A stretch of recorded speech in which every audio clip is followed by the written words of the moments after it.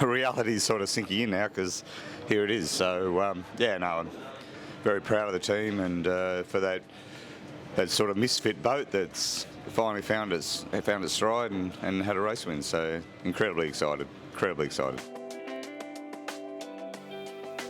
The first time we won line honours and then we won an IRC was the Xena days. But prior to that, I used to race a little half-tonner called Half Hour, and we won on IOR. And the race has always been very special to me, fundamentally because I have family up here, and it's actually my dad's birthday today, and he passed away last year. So, yeah, a lot of emotion.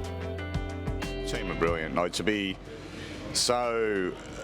so privileged to have a combination of old mates and pros that return, and I know that might sound a little bit bizarre, because professional yachtsmen and women, they're somewhat mercenary, but they're always attracted to teams they like to be with, and it's not really a chasing second call situation. Normally I'm contacted by the core team that we've got and seeing what we're up to, and Navigator Matt Humphreys flew in from Sweden, and Justin Ferris, who's just an amazing guy to sail with from the Doyle Loft in New Zealand. His family had COVID and he was isolated from them, and he phoned me and said, "Look, mate, what should I do?" And I said, "Look, family comes first." And he said, "Yeah, but you guys are part of my family." The crew dynamic, as said, is interesting. I suppose it reflects a lot of what Moneypenny's about. She sits in a different area, not being a TP52, a boat that's been modified a few times, and certainly we've done quite a bit of work, especially in the keel area. So I think that curiosity has attracted some quirky people, and in its own way, most of the people that sail on the boat have got their own stories. We've got an Olympic silver medalist woman sailor that sails with us. Her new husband is actually my physio. he puts me back together. And he had his first taste of an overnight race. I don't know whether Pierre's going to return, but certainly he chipped in, worked hard. Some skiff sailors that have never really sailed on a boat where you've got to move gear and pull up different sails, and they had a new taste of it. So yeah, it's exciting to see that sort of team dynamic build, and the leadership of guys like Ferris, Ty Oxley, who's again another long-suffering mate of mine, who joined the team. So he runs the Law Connect.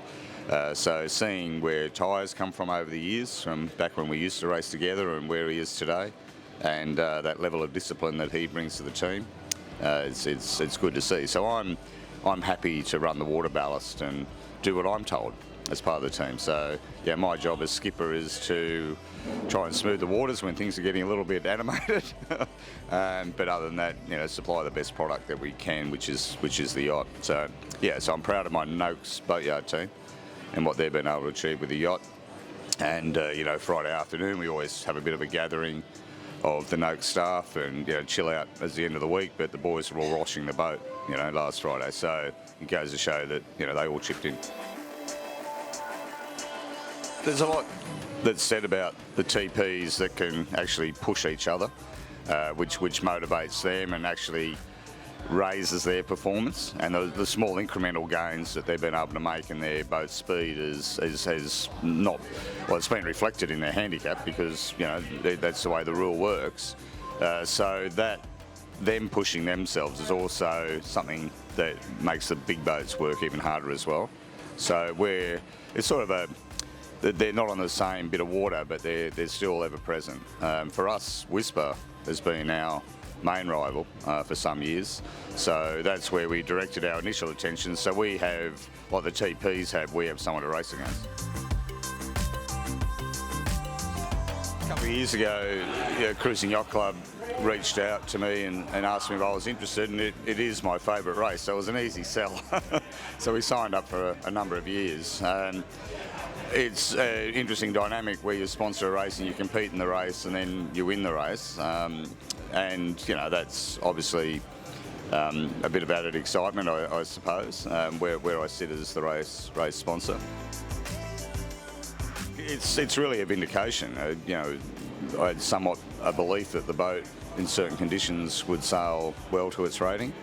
So we worked hard on the areas where it was actually not that quick, and we worked very hard on those areas. So to look at that boat in the boatyard and think, yeah, it can have its day, and then that actually happening is really vindication, and puts all that hard work into perspective. So, and it also is a catalyst to go the next few percent. Now that I've hit 60 years of age, and you reflect on a life of boat racing, and as you get older, surrounding yourself with younger people, the wins are all that more special. And to come out of the last few years of uncertainty in the world and to be in the vortex, as we call it, the yacht club, after a yacht race, and just talk about positive stuff, and people talk about sail changes and how they drove the boat, and whether there was rain or no rain, it's just such a better conversation, So this is very special because it's a turning point for me. It's we move on from the last few years and do the stuff that we love doing, and I seriously love sailing. Well, particularly, I'm happy for Josh Alexander. He's stuck with my programs through thick and thin, and to have a situation where the boat captain actually organises everything, entries, the boat, he works on the boat physically, the food, and he cooks, and then he sails the boat home. It's just so much effort. So I'm really happy for Josh. It just shows that that hard work and dedication can pay off. So I'm very proud of Joshy and what he's been able to do.